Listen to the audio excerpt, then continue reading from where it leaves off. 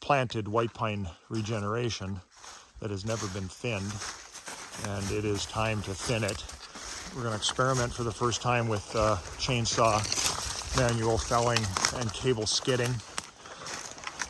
Ethan and his crew did a great job with tree selection when they did a pruning here maybe 4 years ago, and that has really helped me visualize obviously which trees are our crop trees, you know, so for right or wrong, and I think that 98% of the time they were right, which is essentially 100% in this nuanced world, this business. Anyway, those have been established now as the crop trees, and there's one. There's one. And they're not always the biggest tree, and they're not always the best tree, but they're always at least a quality tree. And it was about spacing. So it was a balance of spacing and quality. And then we made the decision we're not going to prune every tree anymore, because that's impossible. And so we have all of these limby trees, and we need to put some space in here and put some growth on these limbed trees, and even start another cohort of regeneration of mixed species. This time it's not going to be all white pine. We're going to encourage a number of species. In any case, what I've done is painted unlimbed trees, and just the biggest of them. So we're kind of high grading and taking the best of the unlimbed trees.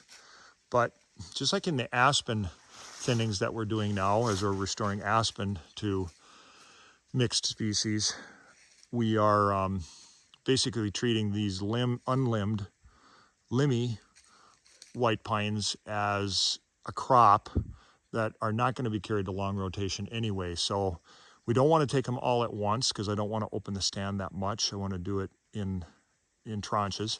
And so why not take the biggest of them now, and it'll be more economical, and then put some more growth on the smaller of them, and we'll come back and get those the next time. And by the time we're, I think, through with 2 thinnings over the next, let's say, 25 years, and I guess that'll carry me to the end of my lifetime, we will have only pruned trees left here.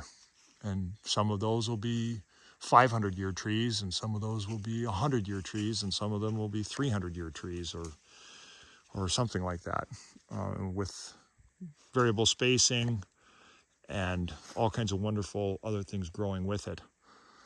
So let's just take a look here what that means. There's a pruned tree. There's an unpruned larger tree. Perfect example. Pruned tree.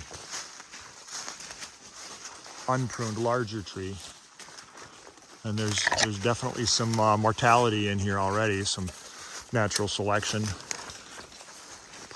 of this overdense. We planted this too thick, by the way. Everywhere we planted too thick, but we didn't know what our success rate was going to be, and it's been wildly successful. There's a pruned tree, and then none of these are big enough. But the good news is they are not really providing much competition for the pruned better trees. So just let them continue to struggle through there. We're not, getting any regeneration, natural regeneration, because there's basically no sunlight whatsoever. But we don't really need it everywhere, and we'll just let those trees grow maybe to a 6-7 inch diameter before we grab them.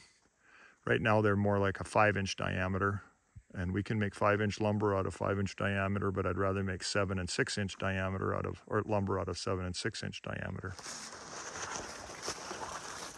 I don't know if this is making any sense, Thor and Ivor, but it makes sense to me. We definitely have to continue to get better all the time at something we are skilled at, and that is making the widest lumber possible out of some of these smaller diameters. And that's what we make, and that's what we sell, and we price it right, and it all works. Okay, over and out.